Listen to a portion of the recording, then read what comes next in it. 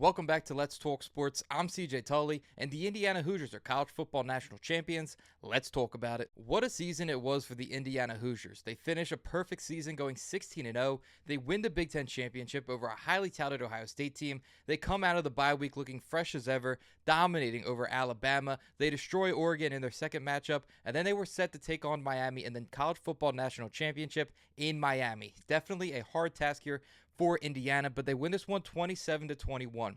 Now, Indiana's dominance was obviously evident all season long, and that's a huge thanks to Curt Cignetti. He came in here from JMU a couple years ago, and he was set on a trek to win in college football games here. He was ready, he was prepared, and he talked all of the smack leading up to it. So for him to make this a full circle event, to win the college football national championship, to bring in Fernando Mendoza, who wins the Heisman Award, and is now set to be the #1 pick in the NFL draft, kudos to this Indiana team and what they were able to do. We'll get into everything that happened in this game. But before that, I discussed before this matchup, leading up to it, my little prediction, that there were a certain amount of things that Miami would have to do to stay in this game. Now, they did everything opposite, but they were still down to the final drive, and they had a chance to win this game over Indiana. Now, this game started off pretty slowly. It was a defensive battle. You weren't seeing too much ground made up by anybody. But my biggest gripe with Miami in this game was the fact that they took so long to get Carson Beck involved. My feeling coming into this game was that Carson Beck was coming off his best game of the postseason against Ole Miss, where he threw for 2 touchdowns, and he also rushed for the game-winning touchdown against Ole Miss. So I figured they would start to utilize him a little bit more, have more faith in what Carson Beck can do with this team, and we didn't necessarily see that from the jump. They relied back on that running game, which wasn't able to get going until Mark Fletcher Jr. finally broke a big rush. Now, he had a huge game, so don't get me wrong with the way that Mark Fletcher Jr. has played, 112 yards and 2 touchdowns in this game. So it ended up establishing itself, but I feel like if Miami was able to throw the ball a little bit more, let Carson Beck take control of this game early, it wouldn't necessarily have to come down to a final drive. Maybe you could have gotten ahead on this Indiana team, and it wouldn't have locked up the run so much. The fact that they were running the ball, you were seeing the safeties, the cornerbacks, and the linebackers start to inch their way closer and closer to clog the hole so that Miami wasn't able to get that run game going. Now, if they opened up the field, you wouldn't necessarily see that, and they would have to watch for that deep threat. So that was my biggest gripe with Miami early, but we did see them get to the quarterback. They had a few sacks.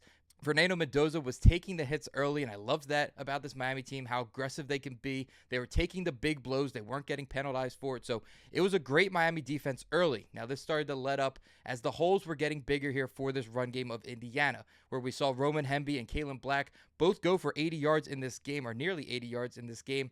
And this was a huge performance by them. You saw a touchdown by their tight end as well. He had a rushing touchdown. So these holes were opening up for Indiana. We didn't have to see too much from Fernando Mendoza. He had only 5 incompletions leading up to this game. Now, he did have about 9 incompletions in this game, but again, this was a great Miami defense. They forced the pressure on them, but when those holes started opening up on the rush attack, that's where we started to see the problems. And the missed tackles were also something I noticed here with this Miami team. There were a lot of missed tackles. There was a few extra yards that these rushers were able to pick up due to the fact that they weren't being wrapped up early by Miami. So that was something else that stood out to me. But other than that, this Miami team played well. They had costly things that ended up coming back to bite them late, including that punt block. You saw a few flags that were thrown. A few things there that I didn't think they'd be able to come back from if they were to happen, but yet they still had that final drive. And then we saw Carson Beck do something he's done a good amount in these losses that we've seen with Miami, where he throws an interception to cost them the game after the team was finally starting to get driving. So that was my biggest gripes there with Miami and what Carson Beck was doing, was the holes opening up on the rushing attack for Indiana, as well as the costly turnovers and the extra possessions that you just can't give up when you're playing a team like Indiana. Going off that same point, though, when you're looking at Indiana, once they went up a touchdown, once they went up 10, it felt like the game was over. You've seen so much dominance from this Indiana team all season long that it felt like it was going to be so insurmountable for this Miami team to even try and come back in this matchup. But again, we did see them come back, but it just felt like this game was Indiana's to lose. And that's certainly how it played out. We saw Fernando Mendoza put his body on the line on a very gutsy 4th down call, where that game and all the momentum could have completely switched if they did not get that play to go get the 1st down. Ends up being a touchdown, and Mendoza looks like an absolute tank. So that was a big thing there for me as well. You only saw 1 sack from this Indiana defense. They didn't get to Carson Beck all too much. There were many times in this game where Beck was standing there in the pocket, just could not find a receiver. Now, one of his biggest receivers in this game was Malachi Toney. He goes for over 100 yards with a touchdown, and this kid is such a young, unique talent.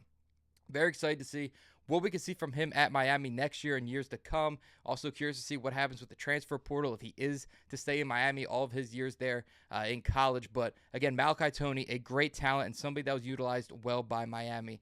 Going to the receivers here on this Indiana side, Omar Cooper Jr., Charlie Becker, and Elijah Surratt got it going in this game. Now, I will say of the three, Elijah Surratt had a few drops that were pretty costly.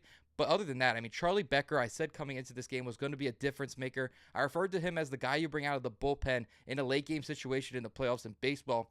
An underdog, a weapon that nobody knows we really have. We started to see him have his breakout in the Big Ten championship where he went for over 100 yards, and he has been a lethal weapon throughout this postseason. He continued to do so here on the night with 65 yards, and they were crucial 65 yards as a lot of those were on third downs or big plays that needed to be made. So Charlie Becker, a big shout out to him and the way that he has been able to make himself a name in the biggest games for Indiana this season. But all in all, this was a great season by both teams. Again, congratulations to Indiana on everything that they have accomplished. This team has shown that you can go from nothing to something with the right coaching, the right quarterback play.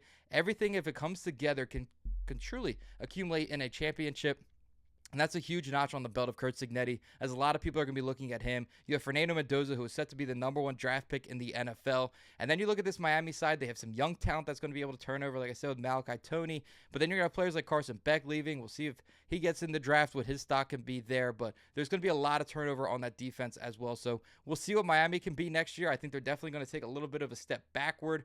But a big congratulations to them as well to making the playoffs. I'm somebody who believes that Notre Dame should make it. So for Miami to go out there to beat Ole Miss, they obviously had a task there with Ohio State as well. So they proved a lot of people wrong as well. This Mario Cristobal team is going to continue to prove something in years to come. But I think we have to watch out for Indiana and the Big Ten after this matchup here. You saw the Big Ten now win the last 3 national championships with Michigan, Ohio State, and now Indiana.